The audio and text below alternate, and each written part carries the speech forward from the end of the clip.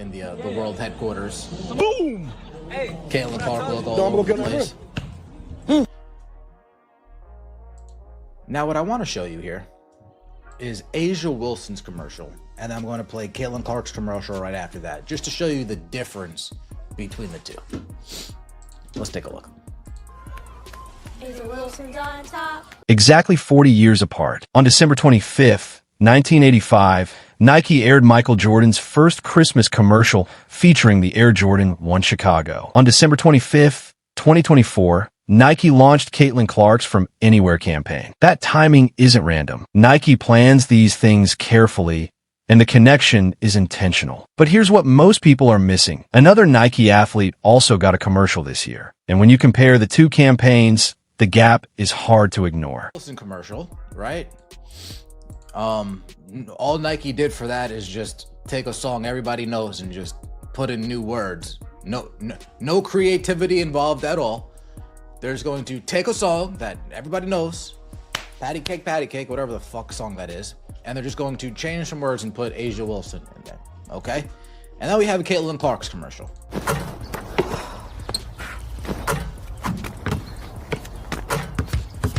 Hey, Caitlin! Can you make it from there?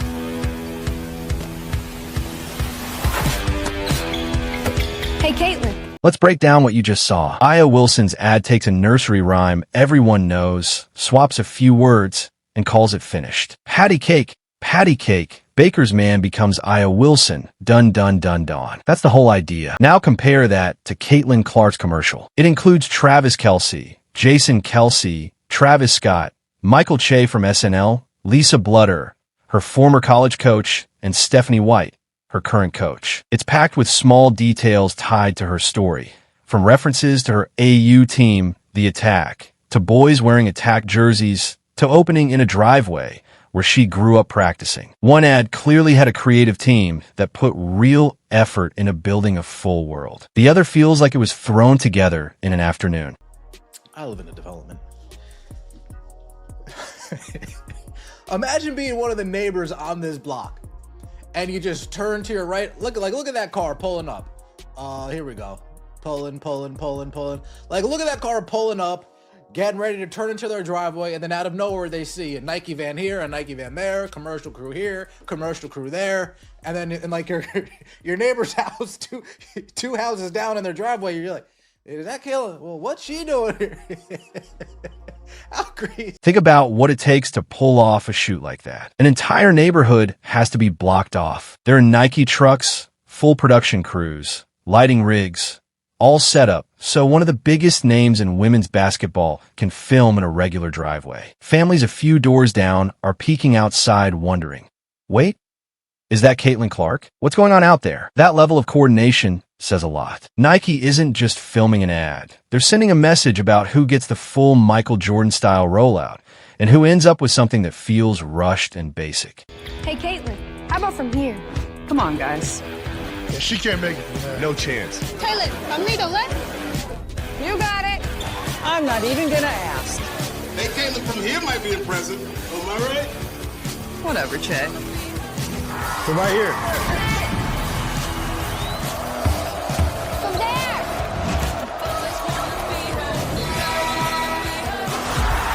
From anywhere. Now, if you can tell that one of these commercials actually took thought planning, and the other one just took, let's just slap this together because she threw a fit about her shoe not coming out in time. Let's just throw this shit together and push it out there. I don't know what to tell you.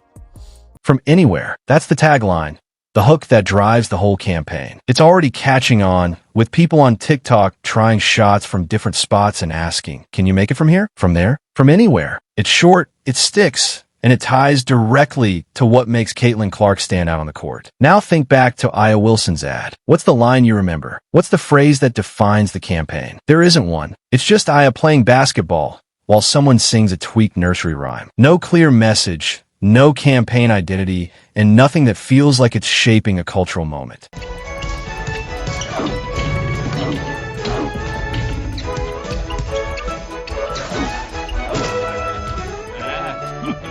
Think Air Jordan this season. By Nike. Now, as you know, the Caitlin Clark commercial aired during the football games on Netflix, aired during the basketball games on ESPN, ABC. The Nike commercial came at the perfect time as far as Christmas release goes. Now let's talk timing. Caitlin Clark's ad aired on Christmas Day, 2024, exactly 40 years after Michael Jordan's first Christmas commercial in 1985. That original spot showed Jordan wearing the Air Jordan 1 Chicago, while Santa sported the band colorway. It kicked off what became the most successful signature shoe line ever. Nike is clearly linking Jordan and Clark. It's intentional, and it shows how they view her importance to the brand. But there's one major issue. The rollout isn't fully aligned. The commercial is strong, the attention is massive, and the moment is here. Yet there's no shoe to buy. We're in late December watching this campaign take off, and her signature shoe won't arrive until late April or early May. That's a 4 to 5 month window between building excitement and offering the product. Nike did drop some merch alongside the ad, so it's not a total miss. But think about how much revenue they lose by not having her shoe ready for the holiday season. All the past commercials they've dropped over the last 5 to 10 years, this Caitlin Clark From Anywhere campaign seems to be the most creative that Nike has been throughout that time span. However, something was brought to my attention. 40 years prior, another superstar had a commercial for Christmas Day.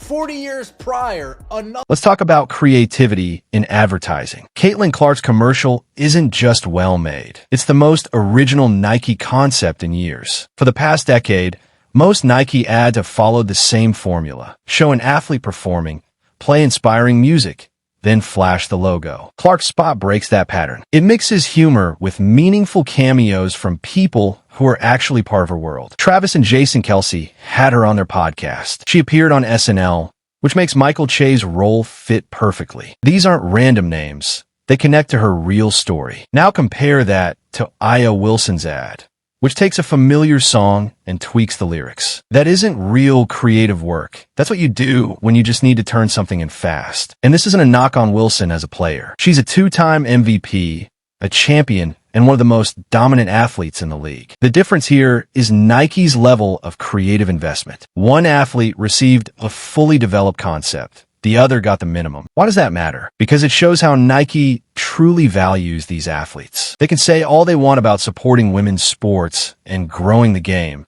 but the ads themselves tell the real story. The effort, the ideas, and the production budget don't lie. Clark's commercial required months of planning, scouting that specific driveway, coordinating multiple well-known figures, crafting a concept built around her identity, and creating a tagline strong enough to spark a trend. That's the kind of attention Nike once gave Michael Jordan. It signals exactly who they expect to carry their brand into the next era. Aya Wilson got a commercial that feels like it came together in a week. Take a nursery rhyme, film some basketball shots, put them together, and call it done. It checks the box of having a commercial without actually trying to make it memorable. And here's the tough part. Wilson had every reason to be upset about her shoe delays. She said publicly that she wanted her signature shoe to launch on time, and she's earned that. She's a 2-time MVP and a champion. But instead of giving her the same creative focus Caitlin Clark received, Nike pushed out an ad that feels rushed and designed mainly to quiet the frustration. Meanwhile, Clark's commercial ran during NFL games on Netflix and NBA games on ESPN and ABC, major platforms, prime spots, and on Christmas Day with a direct callback to Michael Jordan's first holiday at 40 years earlier. That isn't just smart scheduling. That's Nike making it clear who they think will shape their business going forward. So what does this mean for the WNBA's future? If Nike is willing to show such a noticeable difference between two of the league's biggest names, what message does that send to other companies and other players? It comes down to this. Market value drives creative investment, and creative investment drives cultural impact. The From Anywhere campaign is already catching on. People are recreating the idea on TikTok, and the phrase is spreading. That's what happens when a company thinks beyond simply making a commercial and builds a concept that lives past the 30-second ad slot, something that becomes part of the culture. And at the end of the day, Nike isn't doing this out of kindness. They're a business. They put real resources into the athletes they believe will deliver real returns. Caitlin Clark's commercial cost more, took more coordination, and clearly required more creative work. Nike made that investment because they believe she'll sell enough shoes to justify it. Aya Wilson's ad cost less, took less effort, and landed with less impact. That's a business call based on expected revenue. But here's the issue for Nike. By making that difference so obvious, they've created a narrative problem. You can't say you're equally committed to all your WNBA athletes when the ads look like they come from two completely different companies. You can't claim equal investment in women's basketball when one commercial feels like a major cultural play and the other feels like a quick assignment. So what happens next? Clark's signature shoe won't drop until late April or early May, which means this commercial is building demand for 5 months before the product arrives. If Nike executes well, that could be huge, but they already missed the biggest buying window of the year by not having the shoe ready for Christmas. And now, every future Nike WNBA campaign will be compared to this one, whether they like it or not. The big question is whether this level of investment pays off. Jordan's first Christmas commercial in 1985 helped launch a 40-year franchise that brings in more than $5 billion a year. By running Clark's ad on the same date 4 decades later, Nike is sending a clear signal. They think she could be the next generational star who changes their business. Time will tell whether that happens. But when you look at these two commercials side by side, it's obvious who Nike believes is worth their full creative push. And that gap is going to influence conversations around WNBA marketing for years. So here's my question to you. Is Nike right to focus its biggest resources on one athlete based on projected sales? Or should every major WNBA star get the same creative investment, no matter what the numbers say? Share your thoughts in the comments.